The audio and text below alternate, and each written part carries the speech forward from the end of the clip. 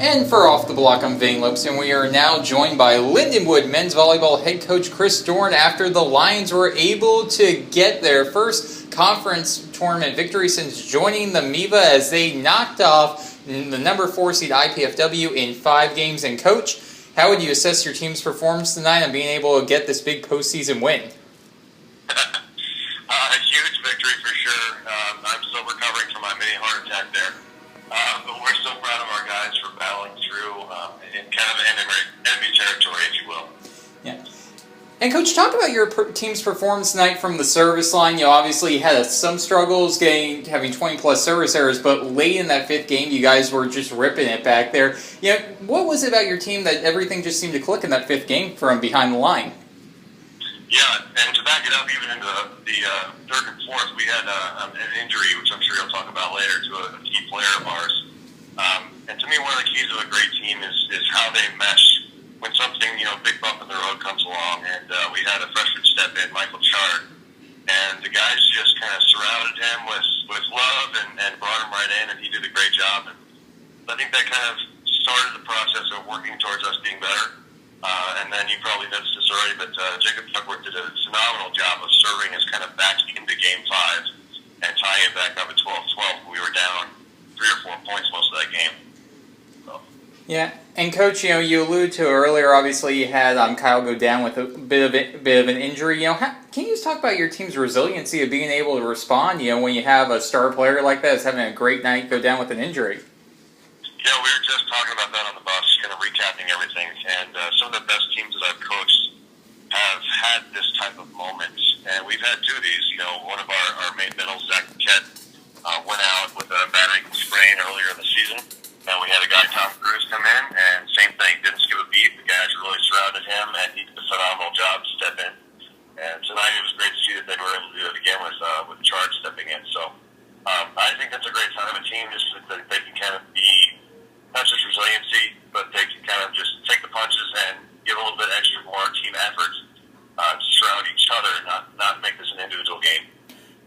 And Coach, looking at your team, it really seems the second half of the season you guys were able to turn it up another notch. What for you, or was there a turning point in the season for you guys? Yes, definitely. I think our California trip was huge. I think sometimes that Lindenwood has had a great history in the NAIA. They won a championship in the NAIA. But I think the transition to D2 was hard on them, and I think sometimes the players don't consider themselves that they can play with the best in the nation, that they are Division I competition.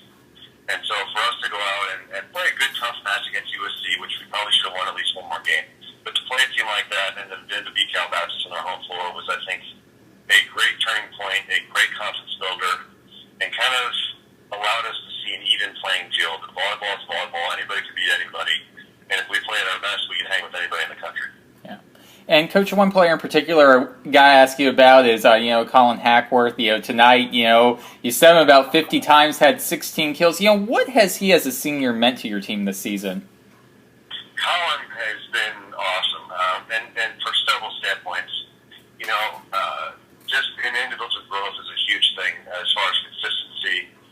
Approach to the ball. I mean, he's a kid I wish I had, 2 more years because he's still reaching his peak in his athleticism and contact and everything like that. But he's been working very hard at his focus, his consistency of the contact, his footwork to the ball, reaching his highest and hitting over the block. And he's been doing a great job of that and really been a consistent factor for us, mainly offensively from the service line, but has improved in so many different areas over the last year. Yeah. And moving forward for you guys, going to be playing the semifinals either Tuesday or Wednesday night. What do you have to do to get your team ready to likely face, a really good Lewis team unless Grand Canyon is to pull off a crazy upset tonight or tomorrow night? Yeah.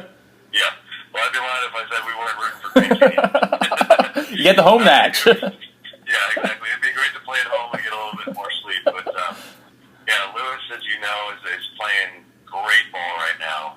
Very controlled, a lot of firepower from pretty much every position, and very tough team, even from the service line and everything like that, very scrappy.